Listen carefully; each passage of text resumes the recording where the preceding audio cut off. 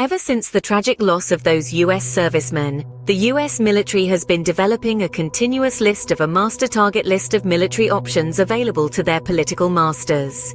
The military choices will be for smaller groups, militia groups, targeting their leadership. But if the masters want to go against Iran, then that'll be more substantial military targets. The US has got lots of military hardware available. The USS Dwight Eisenhower is actually in the region, bristling with F-18 fighters and Tomahawk missiles. They can also launch those from submarines in the region, or deploy special forces.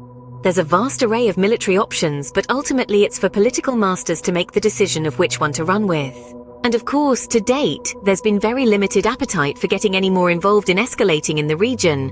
But US senators over the last 24 hours have been calling for devastating retaliation against the Iranian attack against the US troops. Now, the attack happened at Tower 22, which was an outpost. 3 US servicemen were killed, 34 were injured in this little enclave. They were targeted while they were sleeping in their tent, apparently targeted by a drone packed full of explosives.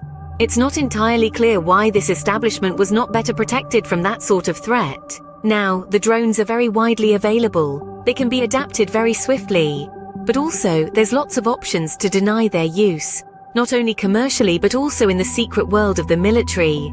But whatever was in place, it wasn't effective on that fateful night. Now, the danger for the US of looking at escalation options actually makes a bad situation in the region even worse. Now, notwithstanding the fact that there's issues in the Red Sea and attacks against US service personnel, the core issue is the Israeli war against Iran in Gaza. Iran has been clear throughout all of this. Stop the war in Gaza, and you'll stop the war escalating into the region. So the US has clear choices: to retaliate against Iran or to negotiate with the Israelis. And while there will be military retribution, there's no doubt about that. It's no coincidence that there's been a US brokered deal for potential hostage releases, potentially ending up with a 2-month ceasefire that's now being tabled.